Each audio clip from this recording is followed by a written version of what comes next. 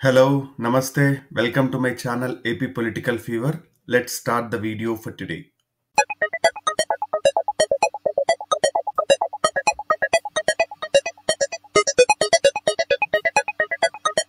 So ఈ వీడియోలో వచ్చేసరికి మనం ఉమ్మడి విశాఖ జిల్లాలోని అనకాపల్లి పార్లమెంట్ పరిధి కిందకి వచ్చే అనకాపల్లి నియోజకవర్గం గురించి చూద్దాము. ఇది కొత్తగా ఫామ్ అయిన అనకాపల్లి జిల్లాకి హెడ్ క్వార్టర్ గా ఉంది. ఇది జనరల్ కాన్స్టిట్యుయెన్సీ. మనం ఇదివరకే చాలా నియోజకవర్గాల ఎన్నికల సర్వే అండ్ ప్రెడిక్షన్ వీడియోస్ చేశాము. ఎవరైనా కావాలనుకుంటే please go ahead and watch it. అలాగనే సబ్స్క్రైబ్ చేసుకుని వీడియో చూడడం స్టార్ట్ చేయండి. ఇక్కడ కులాల వారి ఓట్లు ఎలా ఉన్నాయని చూస్తే కాపు సామాజిక వర్గం దాదాపు 30,000 మంది దాకా ఈ నియోజకవర్గంలో ఉన్నారు.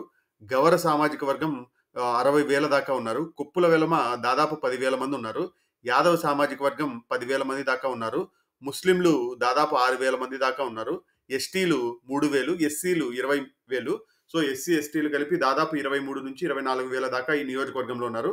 ముస్లింలు 5 నుంచి 6,000. ఎక్కువగా వచ్చేసి రాజకీయ పెత్తనం అధికంగా ఈ నియోజకవర్గంలో కాపు సామాజిక వర్గాందే అని చెప్పొచ్చు. గత చివరి ఒక 10-20 సంవత్సరాల నుంచి కూడా ఈ నియోజకవర్గంలో ఎక్కువగా కాపు సామాజిక వర్గానికి చెందిన వాళ్ళే ఎమ్మెల్యేలుగా గెలుపొందుతూ వస్తూ ఉన్నారు.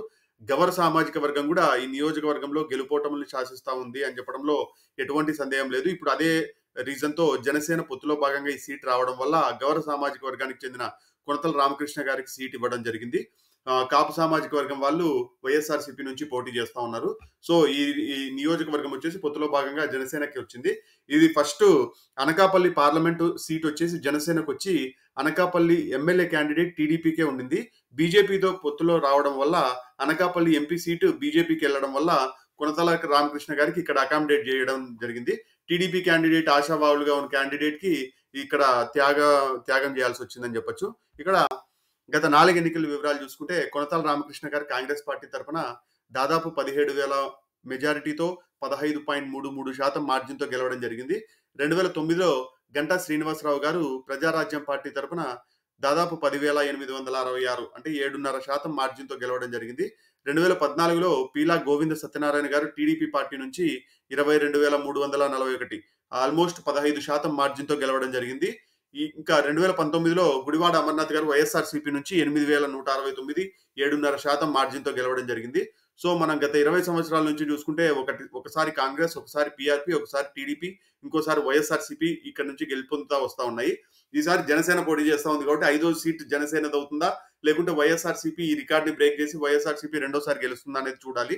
సో ఈ నియోజకవర్గంలో ప్రజారాజ్యం పార్టీ కూడా గెలిచి ఉండటము ప్లస్ కాపు సామాజిక వర్గం కూడా అత్యధికంగా ఉండడం వల్ల ఈ నియోజకవర్గాన్ని జనసేన పొత్తులో భాగంగా ఈ సీట్ ఇవ్వడం జరిగింది. ఇక్కడ ఎన్డీఏ పొత్తు ప్రభావం ఎలా ఉంటుంది అని చూస్తే గత ఎన్నికలలో వైఎస్ఆర్సీపీకి 73,200 ఓట్లు రావడం జరిగింది. టీడీపీకి 65,000 దాకా పోల్ అయ్యడం జరిగింది. జనసేనకి దాదాపు 13,000 ఓట్ల దాకా పోల్ అయ్యాయి. బీజేపీకి 2,500. జనసేన వాళ్ళు కనుక కరెక్ట్ క్యాండిడేట్ ని పెట్టి మంచిగా ఎలక్షనీరింగ్ చేయగలిగితే 15 నుంచి 20,000 ఓట్ల దాకా ఈ నియోజకవర్గంలో ఖచ్చితంగా ఉంటాయని చెప్పొచ్చు. ఇంకా బీజేపీకి నామమాత్రమే 2,500. ఆ 2,500 కూడా క్యాండిడేట్ ని బట్టి వచ్చుంటాయి కానీ పార్టీ సింబల్ ని బట్టి ఏం లేదని చెప్పొచ్చు. సో మూడు పార్టీలవి కూటమిగా చూసుకుంటే దాదాపు 80,550 ఓట్లు రావడం జరిగింది. డిఫరెన్స్ చూస్తే 7,300 ఓట్లు అదనంగా ఎన్డీఏకి రావడం జరిగింది. గత ఎన్నికలలో ఏ నియోజకవర్గంలో అయినా 10,000 కన్నా కూటమికి తక్కువ ఓట్లు ఉన్నాయంటే ఆ ఓట్ ట్రాన్స్ఫర్ 100% జరిగితేనే ఆ నియోజకవర్గంలో వెసులుబాటు ఉంటుందని చెప్పొచ్చు. లేదు 90% పోల్ అయినా కూడా వైఎస్ఆర్సీపీ ఖాతాలోకి వెళ్లే అవకాశాలు ఉంటాయి. సో ఏదైనా నియోజకవర్గంలో 20,000 పైచీలకు ఓట్లుంటే ఆ డిఫరెన్స్ ఈసారి కూడా అదే గెటాన్ అయ్యే అవకాశాలు ఉంటాయి. లేదు అండర్ 10,000 ఉన్న సీట్లన్నీ టఫ్ కేటగిరీలోనే మనం కన్సిడర్ చేయాలని చెప్పొచ్చు. సో గత ఎన్నికలలో వైఎస్ఆర్సీపీ ఈ ఎన్డీఏ కూటమి హోరాహోరీగా నువ్వా నేనా అన్నట్టు కొనసాగాయని చెప్పొచ్చు. ఇక్కడ కొనతాల రామకృష్ణ గారు 2004 నుంచి 9 వరకు కాంగ్రెస్ పార్టీ అభ్యర్థిత్వంపై ఈ నియోజకవర్గానికి ఎమ్మెల్యేగా ప్రాతినిధ్యం వహించారు. 99లో పోటీ చేసినారు, 2009లో కూడా పోటీ చేశారు. కానీ 99లో 2009లో ఓడిపోవడం జరిగింది. ఈయన ఇంకొక రికార్డ్ ఏంటంటే 1989లో ఈయన అనకాపల్లి పార్లమెంట్ కి పోటీ చేసి కేవలం 9 ఓట్లతో గెలుపొందారనమాట. అత్యల్పంగా తక్కువ మెజారిటీతో గెలుపొందిన అనకాపల్లి ఎంపీ సీట్ అని కూడా చెప్పొచ్చు. 2091లో మళ్ళీ తిరిగి అనకాపల్లి నుంచి ఎంపీగా గెలుపొందారు. 96లో ఎంపీగా పోటీ చేసి ఓడిపోయారు. 99లో ఎమ్మెల్యే కిందికి వచ్చారనమాట. ఎమ్మెల్యేగా ఓడిపోయారు. 2004లో గెలిచారు. 2009లో తిరిగి ఓడిపోయారు. ఈసారి టీడీపీలోకి వెళ్దాం అనుకుని లాస్ట్ మూమెంట్ లో ఈ పొత్తులో భాగంగా ఈ సీట్ జనసేనకు వస్తుందని చెప్పి జనసేనకు రావడం జరిగింది. ఈయన అనకాపల్లి ఎంపీ సీట్ ఎక్స్‌పెక్ట్ చేసినప్పటికీ పొత్తులో భాగంగా అది బీజేపీకి వెళ్తా ఉంది కాబట్టి ఈయనకి ఎమ్మెల్యే టికెట్‌తో సరిపెట్టుకోవాల్సొచ్చింది. ఈయన ఇంకోటేంటంటే ఈయన మధ్యలో 2009 తర్వాత వైఎస్ఆర్‌సీపీ పార్టీలో కూడా కొన్ని రోజులున్నారు. అక్కడ పెద్దగా గుర్తింపు రావట్లేదు అని చెప్పేసని ఈయన సైలెంట్‌గా ఉన్నారని చెప్పొచ్చు. దాదాపు గత 15 సంవత్సరాల నుంచి ఈయన రాజకీయంగా క్రియాశీలకంగా లేరని చెప్పొచ్చు. ఇప్పుడు పొలిటికల్ వాక్యూమ్ తర్వాత ఈయన ఇప్పుడు మళ్ళీ రీ ఎంట్రీ ఇస్తా ఉన్నారు. సో, ఈ రీ ఎంట్రీ ఈయనకి సక్సెస్ ఇస్తుందా? లేకుంటే బ్యాడ్ అవుతుందా? అనేది చూడాలి. ప్లస్ ఈయన ఒకవేళ గెలిస్తే టీడీపీ కూటమి గన అధికారంలోకొస్తే మినిస్ట్రీ అయ్యే అవకాశాలు ఈయనకు కూడా ఉన్నాయని చెప్పడంలో ఎటువంటి సందేహం లేదు. ముఖ్యంగా గవర సామాజిక వర్గానికి చెందిన నేత కావడము, ప్లస్ జనసేన పొత్తులో భాగంగా ఈ నియోజకవర్గంలో మినిస్ట్రీ వచ్చే అవకాశాలు కూడా ఉన్నాయని చెప్పడంలో ఎటువంటి సందేహం లేదు. నెక్స్ట్ గంటా శ్రీనివాసరావు గారు. ఈయన 2009 నుంచి 14 వరకు పీఆర్పీ పార్టీ తరపున ఎమ్మెల్యేగా ప్రాతినిధ్యం వహించారు. ఈయన 14లో మళ్ళీ టీడీపీకెళ్ళి టీడీపీ నుంచి వేరే నియోజకవర్గం భీమిలిలో పోటీ చేశారు. 19లో ఇంకో నియోజకవర్గము, 2004లో ఇంకో నియోజకవర్గం, ఇట్లా నియోజకవర్గాలు మారుతా ఉంటారని ఈయన హిస్టరీ అని చెప్పొచ్చు. బట్ కాపు సామాజిక వర్గానికి చెందిన నేత, క్రియాశీలకంగా అనకాపల్లి పార్లమెంట్ పరిధిలో, విశాఖపట్నం పార్లమెంట్ పరిధిలో ఈయనకి మంచి ఇమేజే ఉందని చెప్పొచ్చు. మినిస్టర్‌గా పనిచేసినారు. కాంగ్రెస్ పార్టీలో చేసినారు మినిస్టర్‌గా. తెలుగుదేశంలో కూడా మినిస్టర్‌గా పనిచేసినారు. ఇప్పుడు ఈ నియోజకవర్గం నుంచి పోటీ చేయకోకుండా భీమవరం నుంచి పోటీ చేస్తున్నారు. ఈసారి ఆయన గెలుస్తారో లేదో చూడాల్సిన అవసరం ఉంది. ఇక్కడ పీలా గోవింద సత్యనారాయణ గారు. ఈయన 2014 నుంచి 19 వరకు టీడీపీ పార్టీ తరపున ఎమ్మెల్యేగా ప్రాతినిధ్యం వహించారు. ఈయన 2019లో పోటీ చేసి ఓడిపోయినప్పటికీ నియోజకవర్గాన్ని అంటిపెట్టుకొని క్రియాశీలకంగా తెలుగుదేశం కార్యకర్తలు నష్టపోకుండా ఆయన్ని ముందుండి నడిపిస్తా ఉన్నారని చెప్పొచ్చు. బాదుడే బాదుడు ప్రోగ్రామ్ గాని, ప్రజాగలం గాని, ఇంటి వద్దకి టీడీపీ ఇట్లాంటి ప్రోగ్రాంలన్నీ క్రియాశీలకంగా ముందుండి నడిపించారు. కానీ ఈయనకి పాపం లాస్ట్ మూమెంట్‌లో ఇంకా పొత్తులు అటు ఇటు అయ్యి ఈయనకి సీట్ త్యాగం చేయాల్సొచ్చింది. సో, ప్రస్తుతానికైతే ఈయన సైలెంట్ గానే ఉన్నట్టున్నారు. ఈయన గన 100% జనసేన క్యాండిడేట్‌కి సపోర్ట్ చేయకపోతే పోటీ ఆసక్తికరమయ్యే అవకాశాలున్నాయి. ఈయన ప్రస్తుతానికైతే సైలెంట్‌గా ఉండి టీడీపీ వెనకాలనే ర్యాలీ అవుతా ఉన్నారు. సో, ఈయన ఎంత తన ఎన్నికల్లాగా అనుకుని ప్రచారం చేయగలుగుతాడనే దానిపైన విజయం ఆధారపడి ఉంటుందని చెప్పొచ్చు.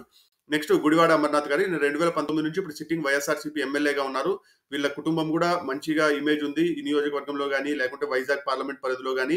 అనకాపల్లి ఎంపీగా 2014లో పోటీ చేసి ఓడిపోవడం జరిగింది. 19లో డీసెంట్ మెజారిటీతోనే ఎమ్మెల్యేగా గెలుపొందారు. ఇప్పుడు జగన్ గారి గవర్నమెంట్‌లో మినిస్టర్‌గా పనిచేస్తున్నారు. ఈసారి మార్పులు, చేర్పుల్లో భాగంగా ఈయన గాజువాక నియోజకవర్గం నుంచి పోటీ చేస్తా ఉన్నారు. ఈయన సపోర్ట్ అయితే ప్రస్తుతానికి వైఎస్ఆర్‌సీపీ క్యాండిడేట్‌కి 100% ఉంది అని చెప్పొచ్చు.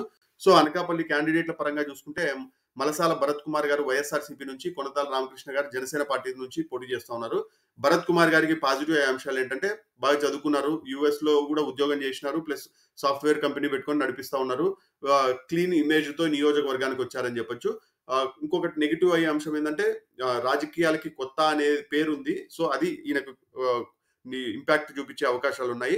వైఎస్ఆర్‌సీపీ ఇంగ బలంగా సంస్థాగతంగా సంక్షేమ పథకాలు గాని, లేకుంటే గుడివాడ అమర్నాథ్ గారు మినిస్టర్‌గా ఉన్న కారణంగా కొద్దిగా అభివృద్ధి కార్యక్రమాలు గాని ఈ నియోజకవర్గంలో జరగడము, ప్లస్ వైఎస్ఆర్‌సీపీ కార్యకర్తలు గాని, క్యాడర్ గాని బలంగా ఈ నియోజకవర్గంలో ఉన్నారని చెప్పొచ్చు. ముఖ్యంగా మినిస్టర్‌గా ఉండడం, అమర్నాథ్ గారి పైన కూడా అవినీతి ఆరోపణలేమీ లేకపోవడము, వైఎస్ఆర్‌సీపీ గవర్నమెంట్ కూడా ఈ నియోజకవర్గం పరంగా క్లీన్ గానే ఉండడం కూడా వాళ్ళకి బెనిఫిట్ అయ్యే అవకాశాలున్నాయి. ఇంకా కొనతాల రామకృష్ణ గారికి పాజిటివ్స్ అయ్యే అంశాలు ఏంటంటే దాదాపు ఒక 3, 4 దశాబ్దాల నుంచి అనకాపల్లి పార్లమెంట్ పరిధిలోనే ఒక మంచి ఇమేజ్‌తోనే ఉన్నారు ఈయన. ఒక నెగెటివ్ అయ్యే అంశం ఏందంటే ఈయన గత 15 సంవత్సరాల నుంచి రాజకీయంగా సైలెంట్‌గా ఉండి ఇప్పుడు పోటీ చేస్తా ఉండడం ఎంతవరకు ఇప్పుడు 2024 టైప్ ఆఫ్ పాలిటిక్స్‌ని ఈయన దాటుకొని రాగలుగుతాడనేది ఇప్పుడు క్వెషన్ మార్క్‌గా ఉంది. ప్లస్ టీడీపీ క్యాడర్‌ని ఎంతవరకు కలుపుకొని పోగలుగుతాడనే దానిపైన ఈయన విజయం ఆధారపడి ఉంటుందని చెప్పొచ్చు. ముఖ్యంగా జనసేనకి ఈ నియోజకవర్గంలో బాగానే ఓట్లున్నాయి. ఈయన గవర సామాజిక వర్గానికి చెందిన నేత కావడం వల్ల ఆ ఓట్లు కూడా ఈయన వెనకాల ర్యాలీ అయ్యే అవకాశాలున్నాయి. సో, ఈ అన్ని సినారియోస్ వల్ల నా అంచనా అయితే ఈ నియోజకవర్గంలో జనసేన గెలవడానికి ఎక్కువగా అవకాశాలున్నాయి. ముఖ్యంగా కొనతాల రామకృష్ణ గారు బలమైన లీడర్‌గానే ఉన్నారు. ఇంకొకటి ప్లస్ ఈ టీడీపీ ఓట్లు కూడా 100% ర్యాలీ అయ్యే అవకాశాలే ఉన్నాయి. పీలా గోవింద గారు గన 100% సపోర్ట్ చేస్తే జనసేన ఈజీగా గెలవచ్చు. ఒకవేళ ఆయన గన రెబెల్‌గా గన తిరగగలిగితే వైఎస్ఆర్‌సీపీకి టైట్‌గా ఉంటుందని చెప్పొచ్చు. వైఎస్ఆర్‌సీపీకి, జనసేనకి. సో, ప్రస్తుతం ఉన్న అంచనా అయితే జనసేన గెలవడానికే ఎక్కువ అవకాశాలున్నాయి. ఒకవేళ సంక్షేమ పథకాలు బాగా 100% వర్కౌట్ అయ్యి జనసేన క్యాండిడేట్ గాని టీడీపీ వాళ్ళని కలుపుకొని పోలేకపోతే, ప్లస్ కొనతాల గారు దాదాపు 15 సంవత్సరాల నుంచి తన పట్టును నిలుపుకోగలుగుతాడా అనే దానిపైన విజయం ఆధారపడి ఉంటుందని చెప్పొచ్చు. సో, ఇది నా ప్రిడిక్షన్ మాత్రమే. ఈ ప్రిడిక్షన్‌తో మీరు ఏకీభవిస్తే కామెంట్ రూపంలో తెలియజేయండి. ఒకవేళ వైఎస్ఆర్‌సీపీ గెలుస్తుంది అనుకుంటే వైఎస్ఆర్‌సీపీ అని కామెంట్ చేసి రీజన్స్ తెలియజేయండి. అలాగనే చాలా మంది చూస్తా ఉన్నారు గానీ సబ్స్క్రైబ్ చేసుకోవట్లేదు. Please try to subscribe. Have a good day. Thank you. By.